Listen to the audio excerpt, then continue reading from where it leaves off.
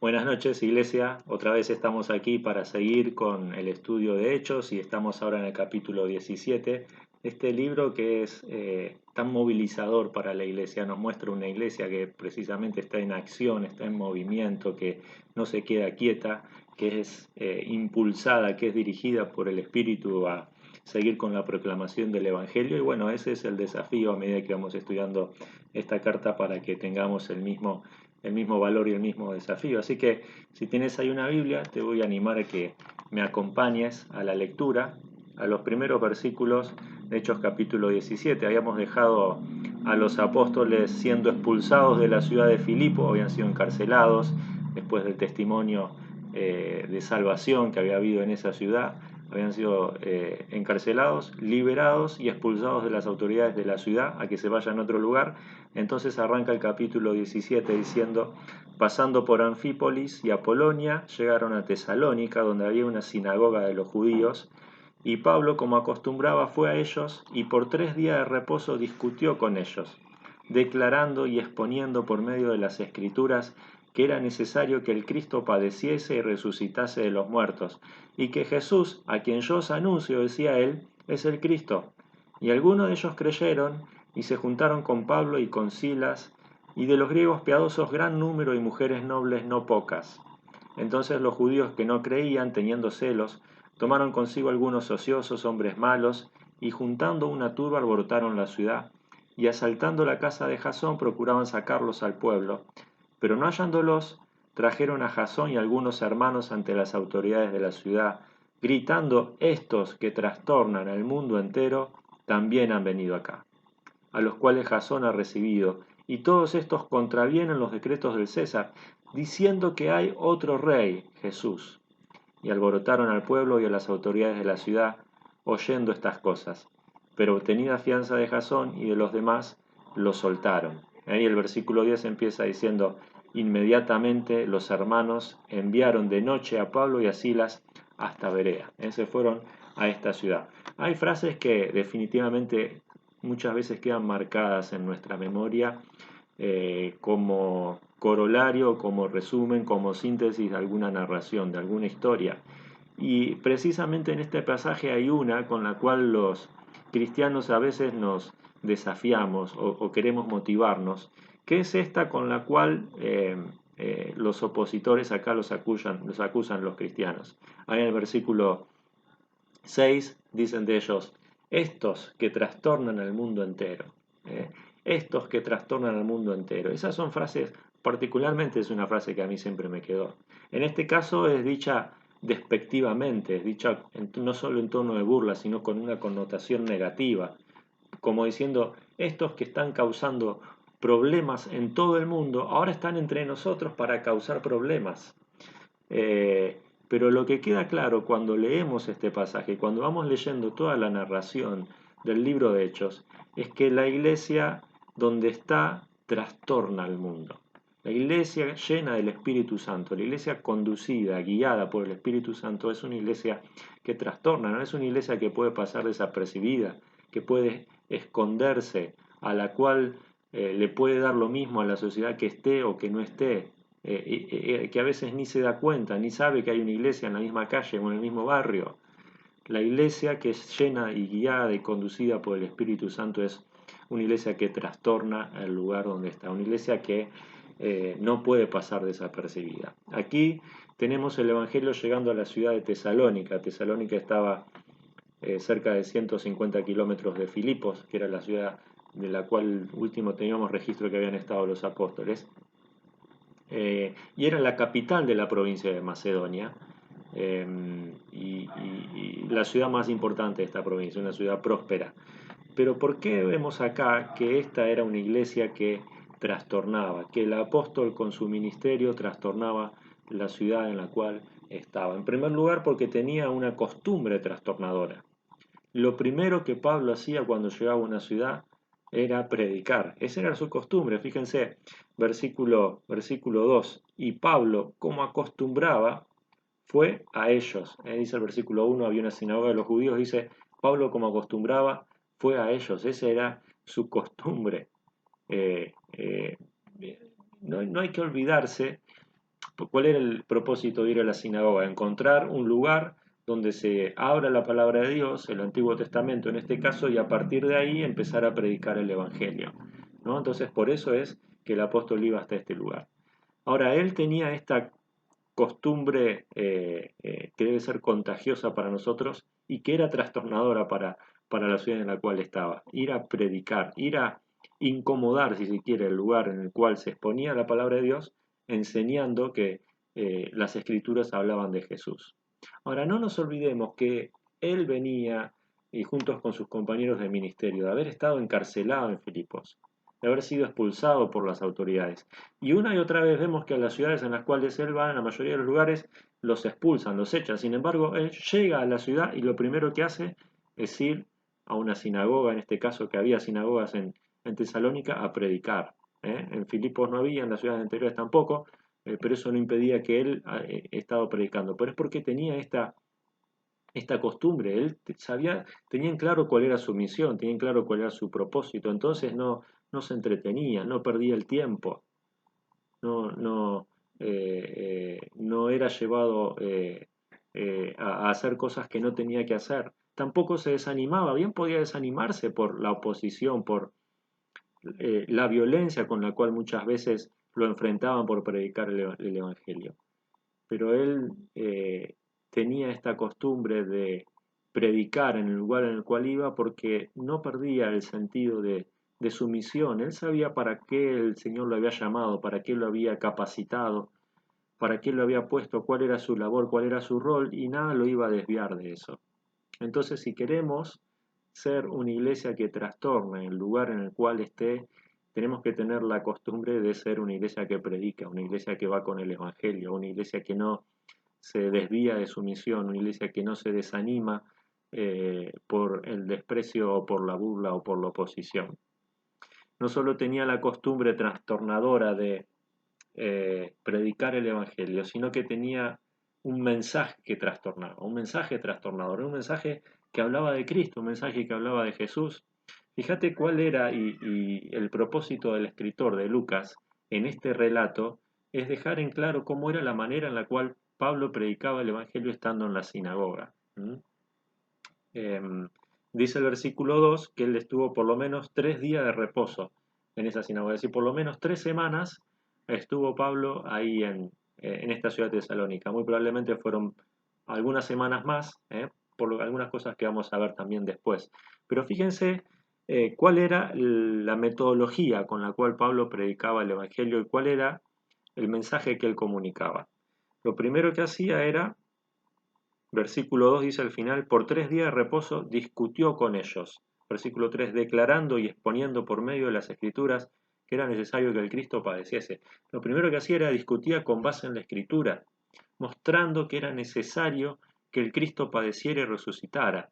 Aquellos que creían que era imposible que el Mesías que Dios iba a enviar tenía que padecer, tenía que morir y después tenía que resucitar, Pablo iba mostrando las escrituras, muy probablemente habría Isaías 53, hay otros pasajes que mostraban a un siervo que tenía que sufrir, que tenía que dar su vida, que tenía que entregarse como precio por el castigo de muchos y tenía que resucitar. Entonces él lo primero que hacía era abría las escrituras, le mostraba esto.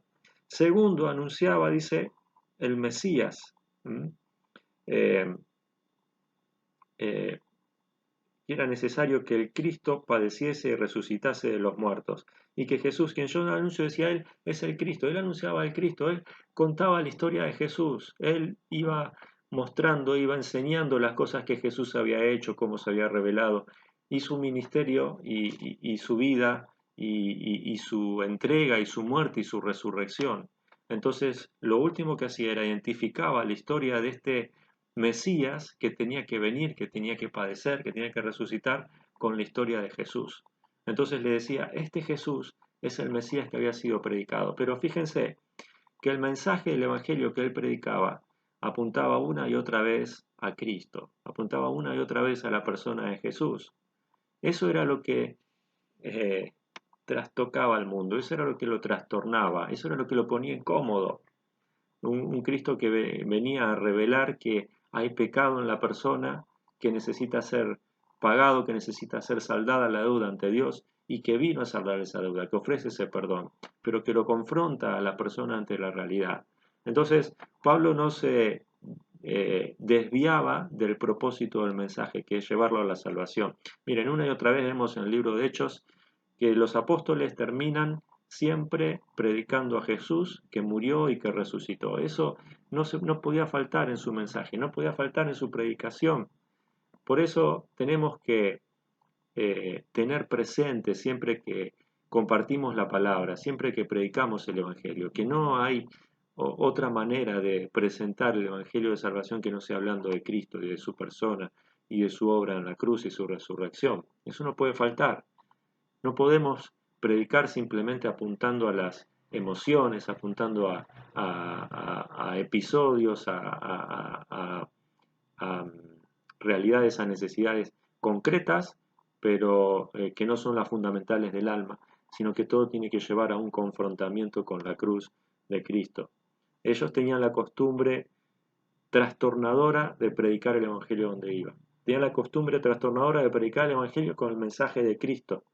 Pero lo que vemos es que también eso producía una recepción que también era trastornadora, porque dice, algunos creían, dice el versículo 4, algunos de ellos creyeron, literalmente quiere decir ahí, algunos de ellos fueron persuadidos, porque el Evangelio apuntaba a eso, a convencer a las personas que necesitaban un cambio radical, que necesitaban un arrepentimiento, que necesitaban creer en Cristo como Salvador.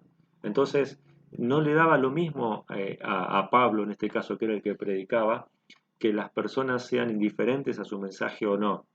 No se conformaba simplemente con exponer el mensaje como si fuera un maestro que da una lección frente a sus alumnos. Él quería persuadir, quería convencer a las personas y por eso, por medio del Espíritu obrando en él y en los corazones de las personas a las cuales estaba predicando, era su propósito y su objetivo. Ahora, así como había algunos que creían, a partir del versículo 5, vemos el relato de algunos, dice que no creían, teniendo celos, y empezaron a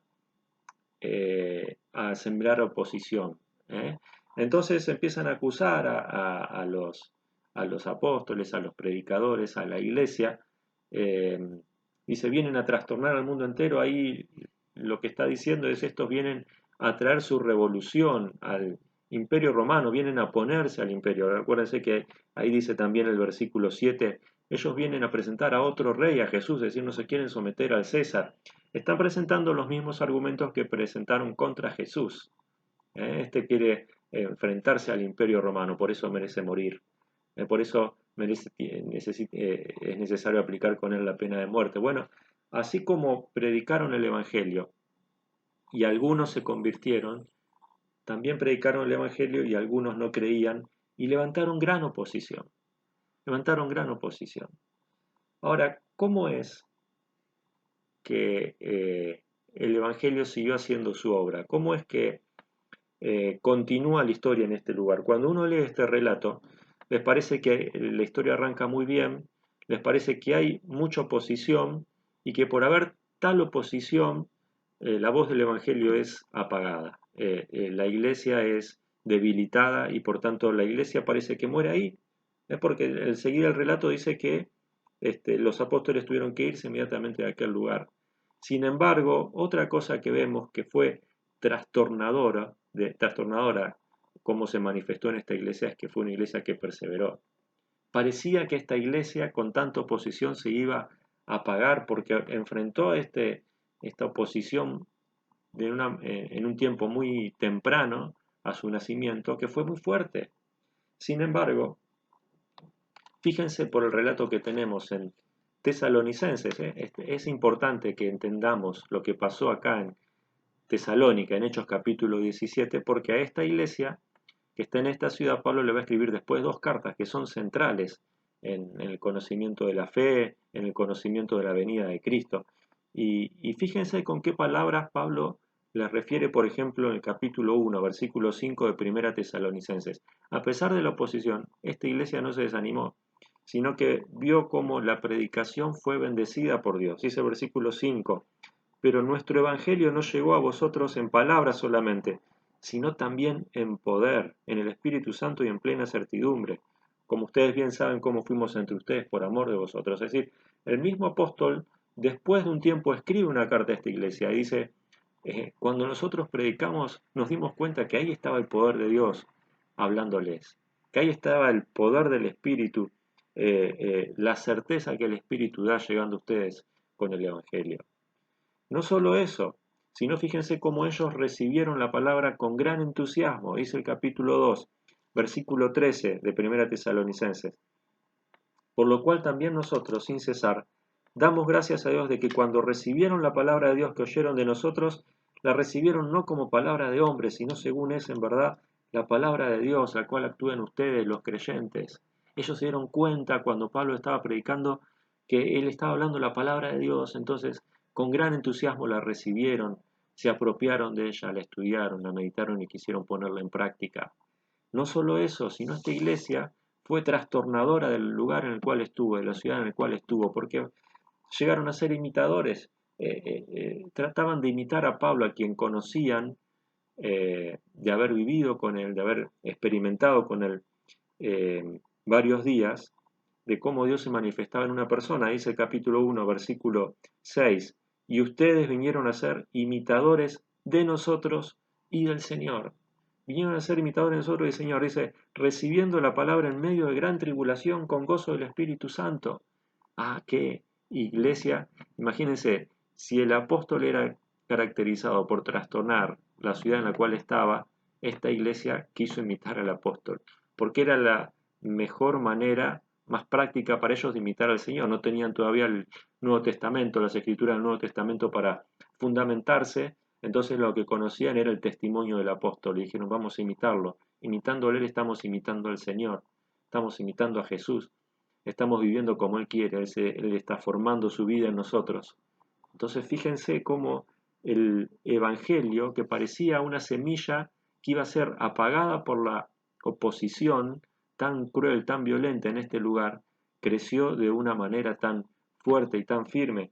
Dice, ellos mismos llegaron a ser ejemplo, dice el versículo 7, de tal manera que han sido ejemplos a todos los de Macedonia de Acaya que han creído.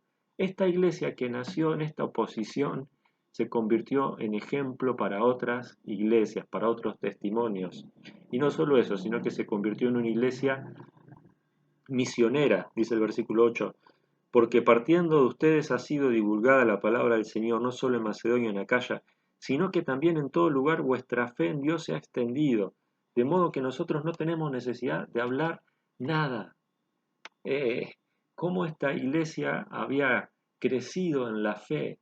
Eh, Fíjense que aún de la oposición, cuando parece que el enemigo está obrando más fuertemente, aún en ese momento pueden surgir iglesias fuertes, iglesias sanas. No, no tenemos que enojarnos, no tenemos que entristecernos, a veces por la oposición, por el rechazo, incluso por la indiferencia que enfrentamos, porque cuando el Evangelio es sembrado, empieza a crecer en el corazón, empieza a avivar la llama del Espíritu y de lo que el reino de Dios puede hacer en las vidas.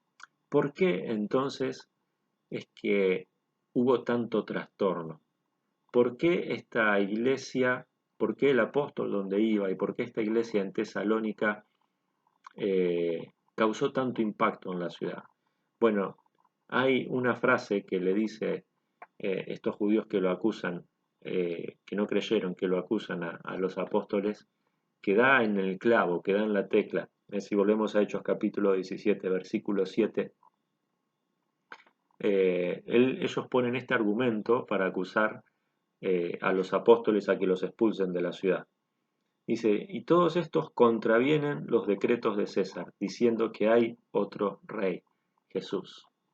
Ellos eran una iglesia de impacto, una iglesia que trastornaban porque tenían otro rey. Ese rey era Jesús. Mira, en las cartas de Primera y Segunda Tesalonicenses, Pablo pone un énfasis muy fuerte en en la realeza y en el retorno de Cristo. Pablo habla de esto que es la parusía, la venida de Cristo, que era un término y que eran términos que se usaban particularmente cuando un rey venía, era un retorno imperial. Y Pablo les escribe con estas palabras. Es decir, que cuando estuvo en Tesalónica, él hablaba también con estos conceptos. Por lo cual, si bien estos inconversos acusaban con malignidad aquí, porque lo hacían diciendo, están en contra del César, por eso tenemos que, son culpables de sedición, eso no era el concepto de los cristianos. Ellos simplemente se oponían al César cuando el imperio les ordenaba hacer algo que esté en contra del Evangelio. En ese caso, decir, nosotros nos conviene y tenemos que obedecer a Dios antes que a los hombres.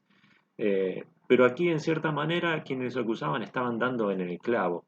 ¿Cuál era el motivo que había tanto impacto en esta iglesia, en estas vidas? Ellos tienen otro rey, Jesús. Ellos tienen otro Señor. Ellos simplemente no se guían por su propia voluntad, por sus propias emociones, por tantas distracciones o por otras personas, por gobernantes humanos. Porque la realeza, el reinado de Jesucristo es diferente a los de los gobernantes de este mundo. Jesús conquista con embajadores, es así como avanza su reinado, no avanza con ejércitos. Las armas que usa el cuerpo de Cristo para avanzar, el reino de Cristo para avanzar, son la verdad, son el amor. Él da a los hombres paz al trastornar la paz e invertir las cosas. Él conquista mediante la cruz por la cual murió, por la cual entregó su vida por un mundo de pecadores perdidos. E incluso, dice las Escrituras, que Él murió por sus enemigos. Por eso cuando ese Jesús es tu rey, cuando ese Jesús es mi rey, nuestra iglesia, nuestra vida, tienen que ser vidas de impacto, vidas que no pueden pasar indiferentes, vidas que saben que transmiten un mensaje que cambia vidas, que cambia realidades y que cambia eternidades. Por eso, mis hermanos, seamos una iglesia que trastorna el lugar en el cual está. Que Cristo sea el Señor de nuestra vida de tal manera que eso cause un impacto fundamental en el lugar en el cual estás, en tu casa, en primer lugar, en tu vida personal, en tu casa, en tu lugar de trabajo, en tu lugar de estudio, en la iglesia en la cual estamos, en el barrio, en la ciudad en la cual vivimos. Que el Señor nos bendiga en esta noche.